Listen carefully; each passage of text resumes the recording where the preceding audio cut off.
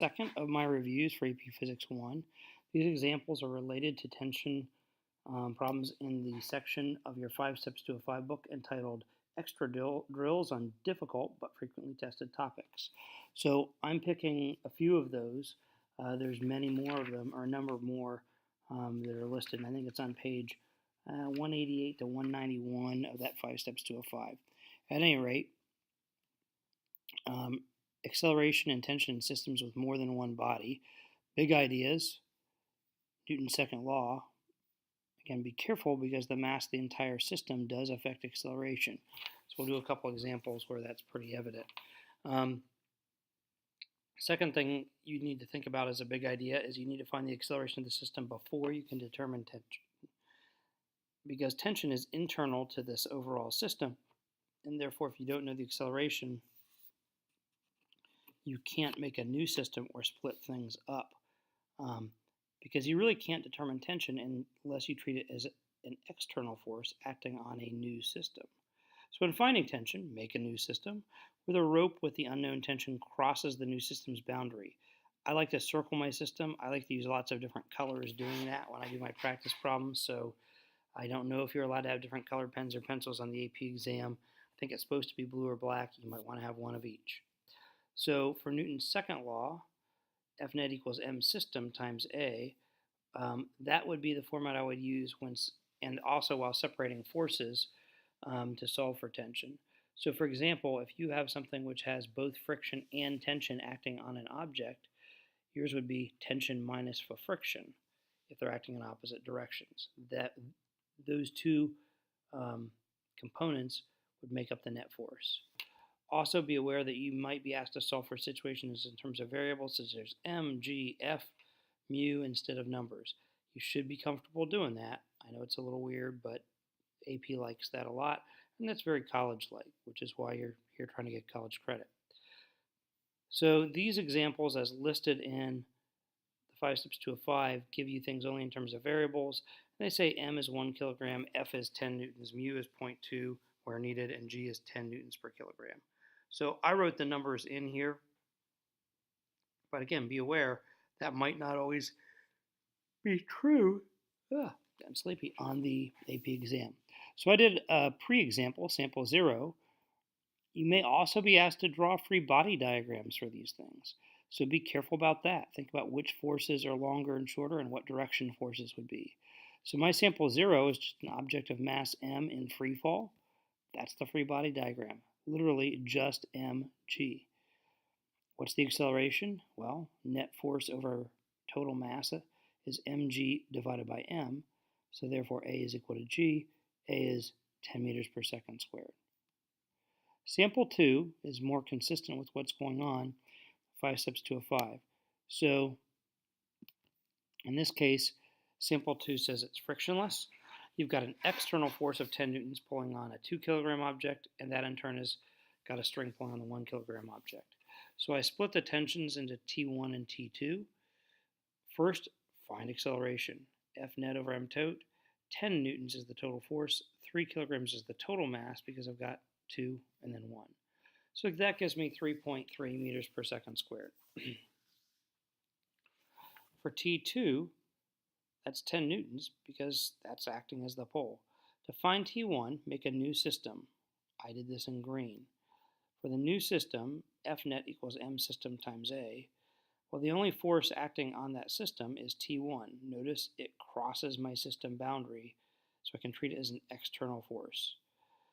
Therefore, T1 is equal to 1 kilogram, which is the mass of the system, times the acceleration we found earlier, which is up here. So T1 is 3.3 newtons. Note that in this case, and really in all future cases, you could also solve for this by having a system somewhere else. For example, I could have a system around the 2 kilogram block. In this case, though, for that blue circled system, when I do F net equals m system times A, the net force would be T2 accelerating the 2 kilogram block minus T1, which is acting against that acceleration. So and then the mass of the system was 2 kilograms. So I'd have 10 newtons minus T1 equals 2 times 3.33 meters per second squared. So in this case, 10 minus T1 equals 6.67. I didn't round really well, so T1 was 3.4 newtons. Really should have been 3.3 newtons. So sample 2A, I'm doing the exact same thing as in sample 2, and sample 2A is also not in the diagram earlier, so or it is not in the book. So no friction and assume massless pulley. So in this particular case, I've got 1 kilogram, T1, 2 kilograms here, T2, and I've got 1 kilogram hanging from the pulley. And in this particular case, then, that's acting as my force, my net force. So I still have 10 newtons of net force, but now I've got overall, to find the acceleration, F net over m tote, 10 newtons, but it's acting on 4 kilograms because the 1 kilogram hanging block is actually having to accelerate the system. So to find T1, I do this same thing, except here my acceleration is only 2.5 meters per second squared. So T1 is 2.5 newtons. To find T2, I could find it around here. Again, I could find it around the middle block. Seems easier to find it around this hanging mass. So the net force here is also a little more complicated. It's mg down minus T2 up. So I've got 1 kilogram times 2.5 meters per second squared. So 10 minus T2 is 2.5 newtons. T2 is 7.5 newtons. Sample 4 is the next one I'm doing. It's the same thing as sample 2, except now I have a coefficient of friction. That coefficient of friction is 0.2. So I'm going to do this exact same thing, except here F net is F applied minus force of friction over the total mass. To find friction, I'd use the coefficient of friction is equal to force of friction over normal force. Force of friction equals mu times F normal. And on a level surface, the normal force is the same as mg. So the force of friction acting on the 1 kilogram object is 2 newtons. Force of friction acting on the 2 kilogram object is 4 newtons. So going back to Newton's second law, A equals 10 minus 2 minus 4. I separated out the two frictions. I really didn't need to do that. But that leaves me with 4 newtons of net force over 3 kilograms of mass. And that's an acceleration of 1.33 meters per second squared. Well, in this case, T2 is still 10 newtons as it was in sample 2. To find T1, I'm going to go back and I'm going to look at this system. So this is similar to examples 2 and 2A, but here T1 and friction act on, I should say, on the system, not in the system. So in this case, F net equals m system times A. T1 minus force of friction on 1 kilogram equals m system times A. Well, we found the force of friction on the 1 kilogram object earlier. That was 2 newtons. So now T1 minus 2 is equal to 1.33. T1 is 3.33 newtons. In other words, this is having to act more because there's friction acting on the 1 kilogram object. Now, be careful because this happens to be the same as the answer in example 2. I don't think that's always going to be the case. Especially you might have different coefficients of friction on the two objects. Sample 5, I've got a massless pulley. We assume it's frictionless. Just enough friction to keep the rope on the pulley. 1 kilogram on the left side, 2 kilogram on the right side. Tension will be the same on both sides of a pulley as long as we think of the pulley as being massless, which I think is always going to be the case in AP Physics 1. So once again, we're going to start off with the acceleration. Once again, that ends up to be 3.33 meters per second squared. Why? Well, the net force is gravity down on the 2 kilogram minus gravity down on the 1 kilogram. Because even though gravity is acting down, these two are really pulling against each other.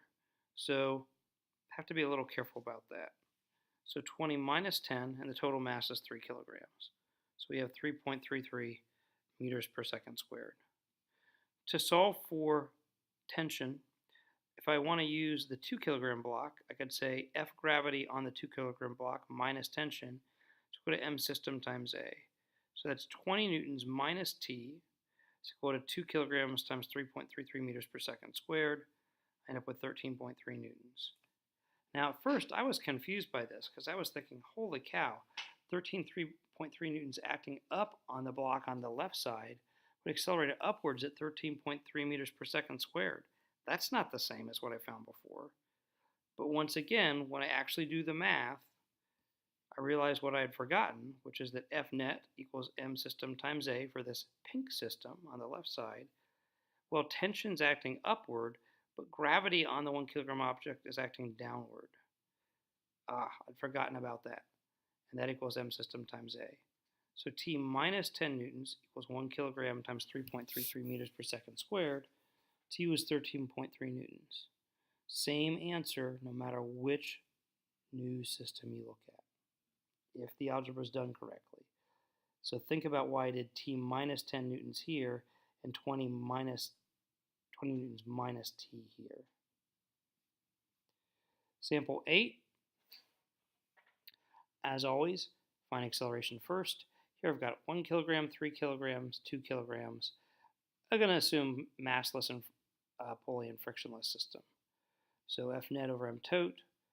Here F gravity is acting on both the 1 kilogram and 3 kilogram object to accelerate it. That's 40 newtons, 6 kilograms total mass, 6.67 meters per second squared.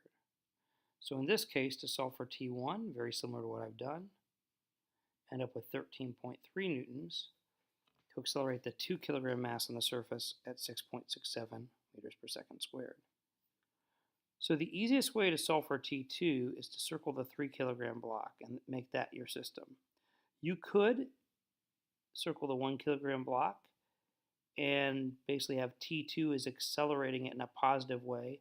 T1 is pulling against it negatively, but you would still have a positive acceleration. That would just add another variable. I guess it really doesn't matter because here there's a variable of the force of gravity down, but there would be here as well. So in a way, the 1 kilogram block would have T2 and gravity acting down and T1 acting upwards. So that's 3 variables if I chose that middle block as my system. Again, more complicated than I need to have. The bottom block, F net equals M system times A. F grav on the 3 kilogram block minus T2 is equal to M system times A. 30 newtons minus T2 equals 3 kilograms times the acceleration I found earlier. T2 is going to be 10 newtons. Finally, sample 11 is the last one.